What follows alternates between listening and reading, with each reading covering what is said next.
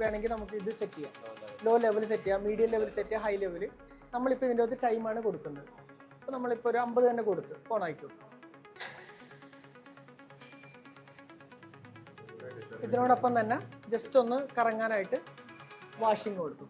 ബാറ്റടിച്ച് washing main washing എന്ന് പറയുമ്പോൾ നമുക്കൊരു 8 മിനിറ്റ് മുതൽ 10 മിനിറ്റ് വരെ. 10 മിനിറ്റ് എന്ന് പറയുമ്പോൾ അപ്പോൾ 600 സെക്കൻഡ്. 600 എൻ്റർ.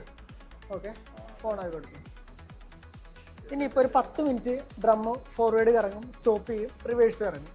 ഇനി നമുക്ക് നെക്സ്റ്റ് വേണ്ട എന്താ, ഡിറ്റർജൻറ്റ് വേണ്ടേ വാഷ് ചെയ്യാനായിട്ട്? മാഡം ഡിറ്റർജൻറ്റ് മെയിൻ എടുത്തോ. മെയിൻ ഡോസ് 1 അത് നമുക്ക് 5 ആണെങ്കിൽ 5. ഇപ്പോൾ ഓൾറെഡി കുറച്ചുണ്ടല്ലോ, 5 കൊടുത്താൽ മതി. അല്ല വാല്യൂ സെറ്റ് ചെയ്തു, എടുത്തിട്ട് ക്ലിയർ കൊടുത്തിട്ട് വാല്യൂ സെറ്റ് ചെയ്തു. 5 സെക്കൻഡ്. ഓക്കെ, ഇതിപ്പോൾ 5 സെക്കൻഡ് തന്നെ കറക്റ്റ് 5 സെക്കൻഡ് ആണെന്നല്ല, അത് നമ്മളായിട്ട് തീരുമാനിക്കണം. ചിലപ്പോൾ അത് 10 സെക്കൻഡ് ആയിരിക്കും, ചിലപ്പോൾ അത് 15 സെക്കൻഡ് ആയിരിക്കും. ഓക്കെ, ഇപ്പോൾ ബാക്കിൽ നിന്ന് വന്നുകൊണ്ടിരിക്കുകയാണ്. ഒരു 5 സെക്കൻഡ് കഴിഞ്ഞപ്പോൾ 5 സെക്കൻഡ് കഴിഞ്ഞപ്പോൾ ഓട്ടോമാറ്റിക്കായിട്ട് ഓഫായി. എന്തോ അല്ല, അത് നമ്മൾ കണ്ടുപിടിക്കണമല്ലോ.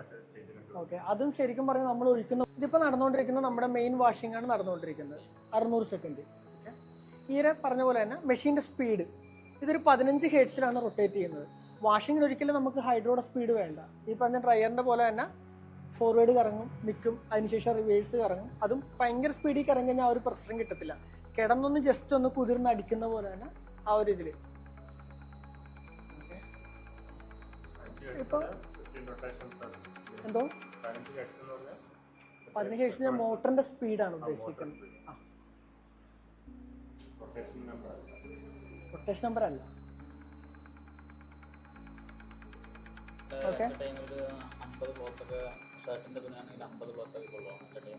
അല്ല അത് നമ്മൾ എടുക്കുന്ന മെഷീന്റെ കേജ്. എന്തോ ആ മെഷീനകത്ത് ഉള്ളു. പക്ഷെ 15 കിലോ എന്ന് പറഞ്ഞു കഴിഞ്ഞാൽ 15 കിലോ നിങ്ങൾക്ക് ഇടാം മെഷീൻ്റെ അകത്ത്.